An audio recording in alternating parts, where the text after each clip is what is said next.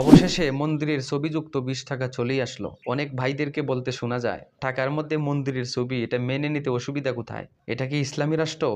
এখানে কি খেলাফত ব্যবস্থা আছে? এটা মুসলমানের যেমন দেশ, হিন্দু খ্রিস্টান বৌদ্ধদের দেশ। টাকার মধ্যে মসজিদের ছবি যেমন থাকতে পারে, মন্দিরের ছবি থাকতে পারে। এটা হচ্ছে ভাইদের প্রশ্ন। উত্তর: প্রথমে আমি বলবো, আপনি দেশের সাধারণ নাগরিক হিসাবে এ কথাটা বলছেন, এটা বলার অধিকার আপনার আছে। তবে এই কাজটা যারা করছে, এটা উদ্দেশ্য প্রণোদিতভাবে করছে। মসজিদের ছবি সরিয়ে মন্দিরের ছবি দেওয়ার পরে এটা নিয়ে কথাবার্তা হবে, তর্ক বিতর্ক হবে, সাম্প্রদায়িক দাঙ্গা হবে, এটা ভালো করেই জানে, খুব চিন্তা ফিকির করে এটা করছে। এখন আরেকটা কথা বলতে চাই, এদেশে সরকার নির্বাচিত হয় মানুষের ভোটের মাধ্যমে। বলা হয়ে থাকে জনগণই সকল শক্তির উৎস। এই হিসেবে এই দেশের সংখ্যাগরিষ্ঠ মুসলমান বেশি। যদি আজকে একটা ভোটের আয়োজন করা হয়, একটা জরিপ আঁকা হয় যে তোমরা টাকার মধ্যে মন্দিরের ছবি চাও কিনা, বলেন তো কে জয়ী হবে? মুসলমানরা অবশ্যই জয়ী হবে। কেননা মুসলিম এই দেশে বেশি। কোনো মুসলিম ই ভোট দিবে না যে মন্দিরের ছবি চাই। তাহলে দেশের সাংবিধানিক অধিকার হিসেবেও মুসলমানরাই জয়ী হয় এখানে। আর এটা তো বাস্তব কথা, ভোট যেদিকে বেশি হবে সেদিকে তো জয়ী হবে। এটা সংখ্যাগরিষ্ঠ মুসলমানের দেশ। ভারত দেখেন, বেশিরভাগ সুবিধা ভোগ করছে হিন্দুরা, কেননা হিন্দুরা হচ্ছে সেই দেশে সংখ্যাগরিষ্ঠ আর মুসলমানরা সংখ্যালঘু।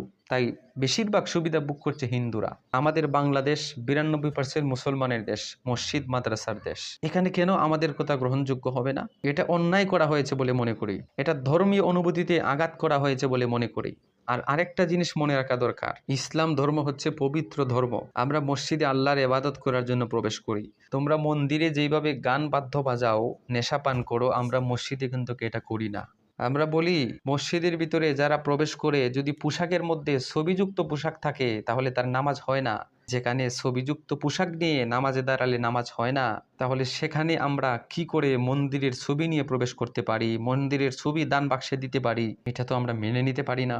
আর যদি আমাদের মসজিদের ছবি টাকার মধ্যে থাকে, তোমাদের মন্দিরে যায়, এতে মসজিদের বরকতে তোমাদের মন্দির পবিত্র হওয়ার সম্ভাবনা আছে যদি আল্লাহ তাআলা হেদায়েত দেন। কিন্তু আমাদের ইসলাম ধর্মে কখনো এটা সমর্থন করে না। মন্দিরের ছবি, মূর্তির ছবি নিয়ে মসজিদে প্রবেশ করব আর এটা আল্লাহ রাস্তায় দান করব, দান বাক্সে দিব।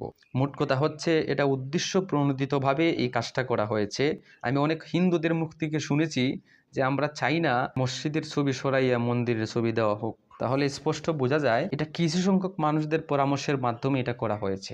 আমাদের কাছ থেকে যদি জরিপ নেওয়া হতো, ভোট নেওয়া হতো মন্দিরের ছবি চান কিনা, তাহলে তো অবশ্যই মুসলমানরাই জয়ী হইতো।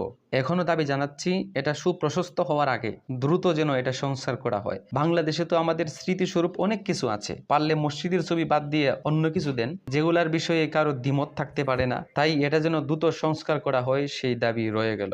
কেন জানি আমাদের বাংলাদেশে কোনো একটা কাজে সফল করতে গেলে হয়তো লাশ পড়তে হয়, না হয় রক্ত দিতে হয়, এর আগে সফল হয় না। 71 স্বাধীন হয়েছে 30 লক্ষ জীবন দেওয়ার মাধ্যমে, আবার 2024 সালে নতুন স্বাধীন হয়েছে জীবন দেওয়ার মাধ্যমে। এখনো কি টাকার জন্য জীবন দিতে হবে? আমার তো মনে হচ্ছে তাই। যে কোনো সরকার আসুক, জনগণের মনের কথাটা বোঝা উচিত।